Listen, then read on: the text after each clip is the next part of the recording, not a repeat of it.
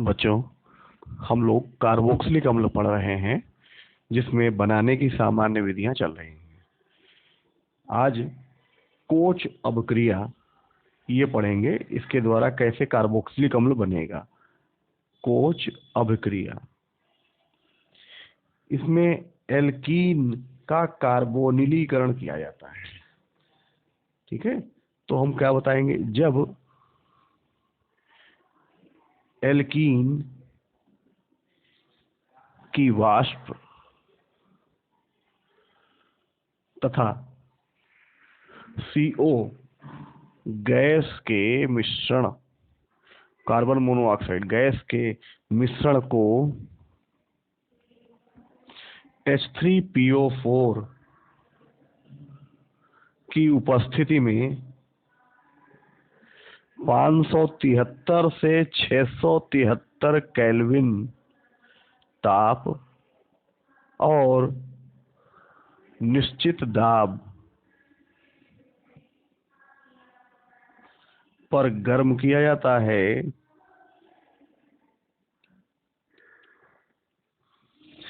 तो मोनोकार्बोक्सिलिक अम्ल बनते हैं।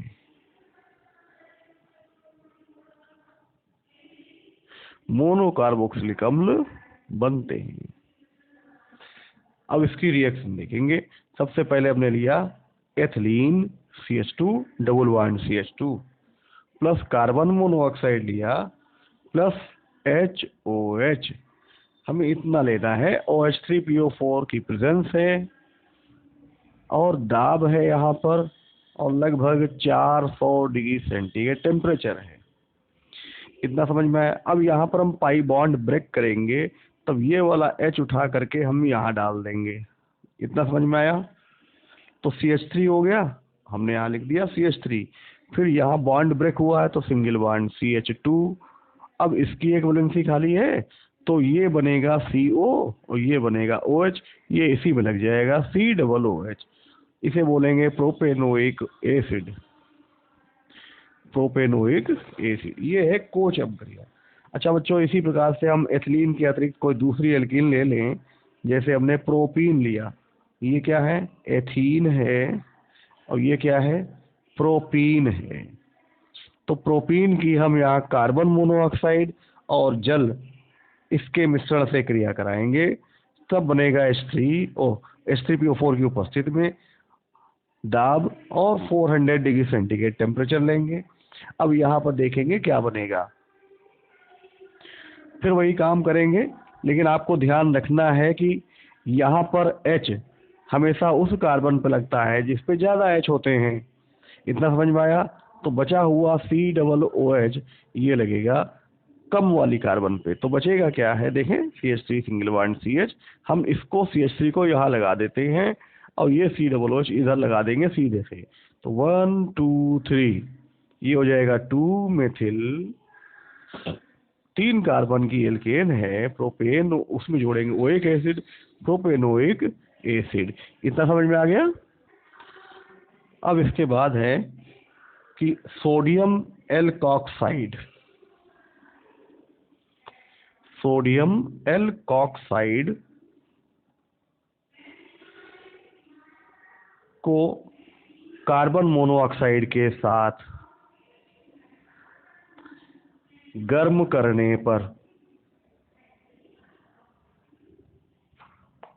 अब हम ये गर्म करेंगे और ये देखेंगे क्या बन रहा है। सबसे पहले हम यहाँ बता दें कि सोडियम एल्कोक्साइड को 200, लगभग 200 या 150 डिग्री सेंटीग्रेड ताप पर और निश्चित दाब पर कार्बन मोनोऑक्साइड के साथ गर्म करने पर कार्बोक्सिलिक अम्ल का सोडियम लवण बनता है, जिसको तनु अम्ल के साथ क्रिया कराने पर कार्बोक्सिलिक अम्ल प्राप्त होता है। जैसे हम इसको गर्म करेंगे तो 150 से लगभग 200 डिग्री सेंटीग्रेड है टेम्परेचर, जिसको हम लगभग 423 केल्विन कहेंगे। 423 केल्विन। हम यहाँ पर दाब भी लगाएंगे और इस CO को उठा करके यहाँ डाल देंगे, तो बन जाएगा RCOONA। ये ये सी नहीं है बच्चों, ठीक है। RONA ये सोडियम एल्काऑक्साइड है। एल्कोहल का सोडियम लवण होता है सोडियम एल्काऑक्साइड, RONA प्लस U। तो ये बन गया अम्ल का सोडियम लवण। अब हम इसको तनु HCl के साथ क्रिया करा दें, तो हम इसमें H लगाएंगे, इसमें Cl लगाएंगे, ये बन जाएगा NaCl और ये कार्बोक्सिलिक अम्ल प्राप्त हो जाएगा। अगर हम इसकी जगह पर सोडियम मेथॉक्साइड ले लें तो यही काम रहेगा।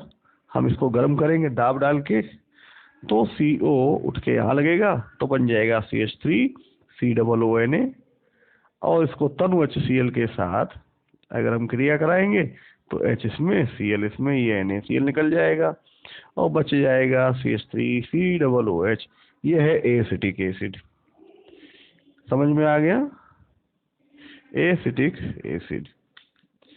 अब आते हैं एल्कीन बेंजीन द्वारा, ठीक है, एल्किल बेंजीन द्वारा, एल्किल बेंजीन द्वारा।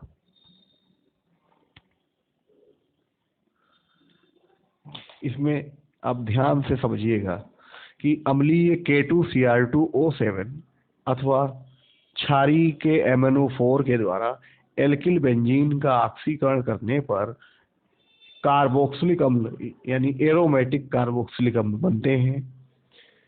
इतना समझ में आ गया। अब यहाँ पर वो एल्किल चाहे वो एक ही कार्बन की हो या 2 कार्बन की हो या 3 कार्बन की हो, सदैव बेंजोइक अम्ल ही प्राप्त होगा। कैसे, हम यहाँ फिर से बोल दें जो आपको लिखना है कि एल्किल बेंजीन का अम्लीय K2Cr2O7 और क्षारीय KMnO4 के द्वारा ऑक्सीकरण करने पर एरोमेटिक कार्बोक्सिलिक अम्ल बनते हैं।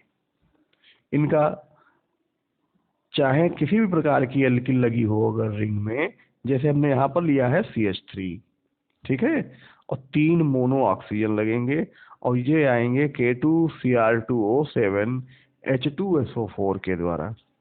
यहाँ से 2 H निकालते हैं, यहाँ से 1 O, ये निकल जाता है H2O, और 2 O जो बचते हैं वो उसी में लग जाएंगे। तब क्या बनेगा, देखे, COOH। इसको कहेंगे क्या, बेंजोइक एसिड। तो ये मेथिल बेंजीन था जिसको हम टॉलुइन कहते हैं। इतना समझ में आया। अब हम आते हैं इस रिंग में एथिल लगा दें, CH2 CH3। अब हम इसमें से इसकी ऑक्सीजन को चेंज करेंगे, 6 O लगाएंगे।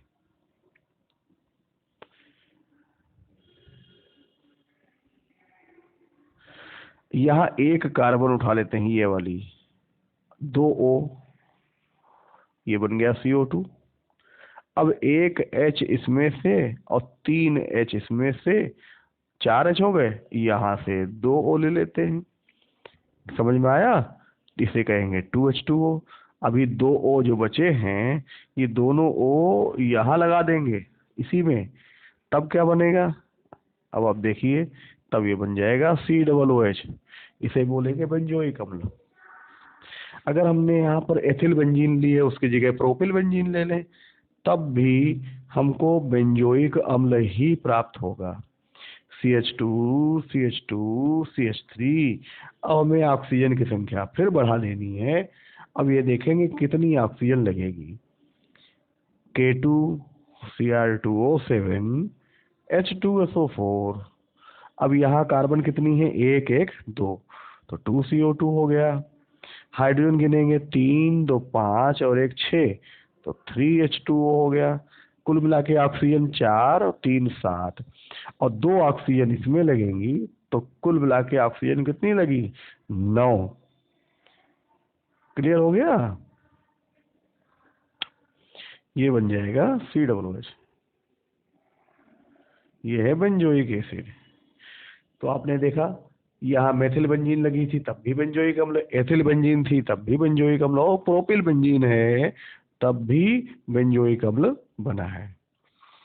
अब हम यहाँ पर जो नॉर्मल प्रोपिल लिए थे, अगर इसकी जगह आइसोप्रोपिल ले लेते और तब देखें क्या बनेगा। ये हम आइसोप्रोपिल बेंजीन ले लेते हैं।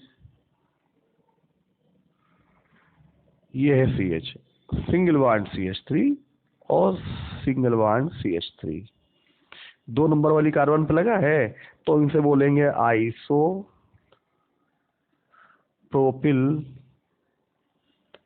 बेंजीन। हमें इसका ऑक्सीडेशन कराना है, कितनी ऑक्सीजन लगेगी ये अभी चेक हो जाएगा। हम KMnO4 को H2SO4 के साथ या क्षार के साथ ले सकते हैं और देखेंगे कितनी कार्बन यहाँ पर है एक्स्ट्रा में। 2 कार्बन है ये, तो 2CO2 निकलेगा। 6H है, 3 और 3 6H, तो 3H2O निकलेगा और 2 O इसके अंदर जाएंगी तो COOH बन जाएगा। इतना हो गया। अब ऑक्सीजन का 2 और 3 5 और 4 9, तो 9 ऑक्सीजन यहाँ भी लग गई। इतना समझ में आया। यहाँ भी यानी आइसोप्रोपिल का जब आपने काम किया आइसोप्रोपिल बेंजीन से, तब भी आपका बेंजोइक अम्ल बना। हो गया। अब अगर हम 3 डिग्री ले लें इसी जगह, ये हमने 2 डिग्री लिया था, हम 3 डिग्री ले लें। और 3 डिग्री लेंगे कैसे? ये CH3 है, इधर CH3 है, ये भी CH3 है, ये 3 डिग्री है। और जब हम इसका ऑक्सीकरण करेंगे KMnO4 और H2SO4 के द्वारा, तब ये कोई क्रिया नहीं होती, नो रिएक्शन। समझ में आ गया?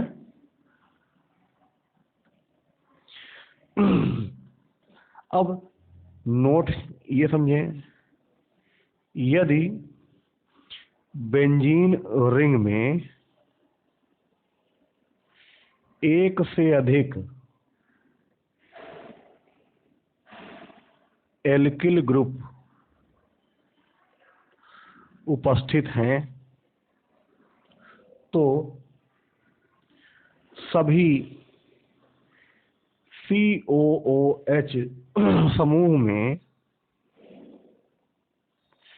ऑक्सीकृत हो जाते हैं।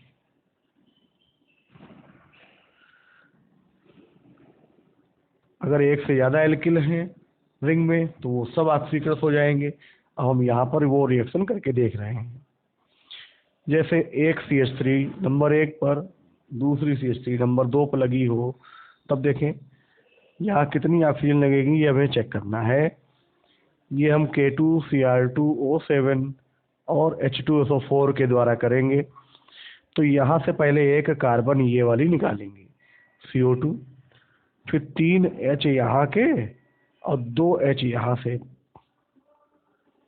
ये ले लेंगे। इतना समझ में आया?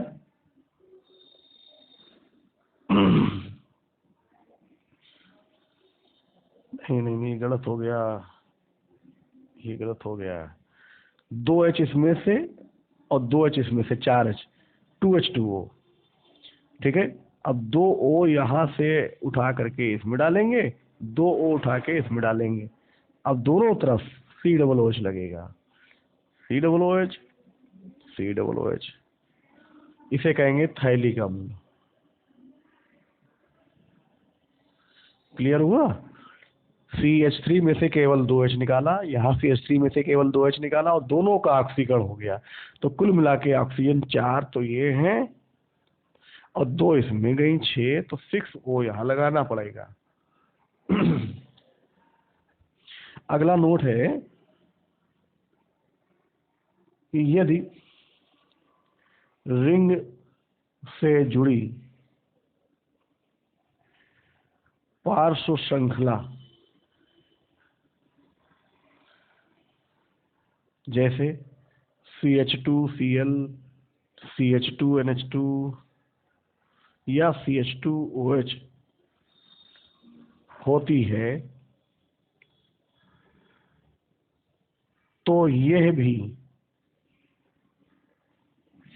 COOH समूह में ऑक्सीकृत हो जाती है। इतना समझ में आ गया?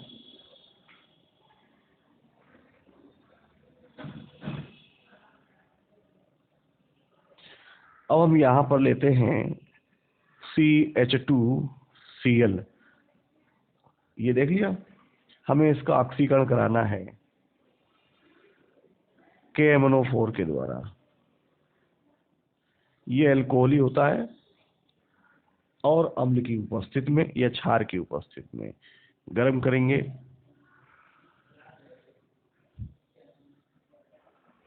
तो यहाँ पर बनेगा COOH, ठीक, और ये HCl बाहर हो जाएगा। एक H एक Cl निकल के HCl निकला और 2 O लगेंगे यहाँ पर। ये बन गया बेंजोइक अम्ल। ठीक इसी प्रकार से अगर यहाँ पर CH2NH2 लगा है तो हम इसका ऑक्सीडेशन कराएंगे 2 O से KMnO4, क्षारीय माध्यम में है, गर्म करेंगे तो यहाँ से एक H निकलेगा इस NH2 के साथ NH3 और दोनों O उठा करके यहाँ लगा देंगे, तब यहाँ से भी बन जाएगा बेंजोइक अम्ल COOH। और यदि यहाँ पार्श्व श्रृंखला में CH2OH लगा है और तब भी इसका ऑक्सीकरण होगा, वो हम KMnO4 अम्लीय माध्यम ले लें या क्षारीय माध्यम ले लें, गर्म करेंगे तो एल्कोहल है यहाँ से, तो ऑक्सीकरण पर H2O निकलेगा और दोनों O यहाँ लगेंगे। ये H2O हो गया और दोनों O वहाँ लगने से ये बन गया बेंजोइक अम्ल। तो ये आपको रिएक्शन समझ में आ गई कि यहाँ रिंग में चाहे कैसी भी एल्किल लगी हो, वो ऑक्सीकरण पर सदैव बेंजोइक अम्ल ही बनाएगा। अगर रिंग में एक से ज्यादा एल्किल समूह उपस्थित हैं तो वो दोनों ही ऑक्सीकृत हो जाएंगे। यदि रिंग में CH2Cl, CH2NH2 या CH2OH जैसे समूह उपस्थित हैं तो ये भी बेंजोइक अम्ल यानी COOH में ऑक्सीकृत हो जाएंगे। क्लियर हुआ? अब इसके बाद आते हैं एल्कीन और एल्काइन के ऑक्सीकरण द्वारा। एल्कीन तथा एल्काइन के ऑक्सीकरण द्वारा।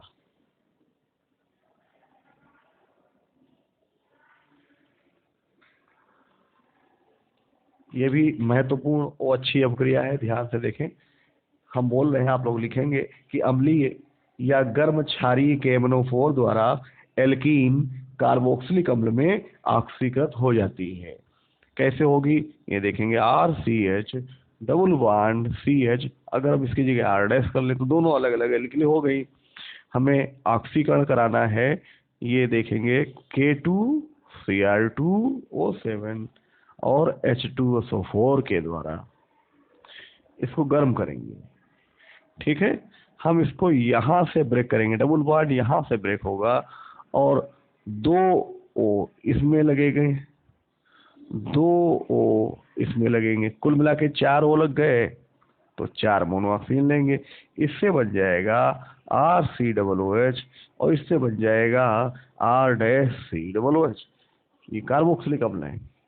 यदि हम इसकी जगह पर एथिलीन ले लें, CH2 डबल बॉन्ड CH2 होता है कि नहीं, तो हम इसको ऐसे तोड़ेंगे, 2 O इसमें लगाएंगे और 2 O इसमें लगाएंगे, तब क्या बनेगा HCOOH प्लस HCOOH, यानी कुल मिला के 2 फॉर्मिक अम्ल बन गए।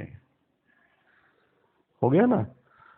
अब यहाँ पर अगर CH3 single bond CH double bond CH2, तो उसको हम ऐसे लिखें CH bond H plus 4O, इसको भी ऐसे तोड़ेंगे, 2 H इसमें लगा लो, 2 O और 2 O इसमें लगा लेंगे। क्लियर हुआ? तो इससे बनेगा CH3COOH और इससे बनेगा HCOOH। ये है एसिटिक एसिड और ये है फॉर्मिक एसिड। इतना हुआ। अब यदि हम यहाँ पर एल्कीन चेंज कर ले, CH3 single bond CH double bond CH single bond CH3 plus 4O, फिर इसको यहाँ से ब्रेक करेंगे, 2O इसमें डालेंगे, 2O हमें इसमें डालना है, ऑक्सीजन हो गया। ये बन जाएगा CH3COOH, इधर से भी CH3COOH, तो बन जाएगा 2CH3COOH, और ये है एसिटिक एसिड।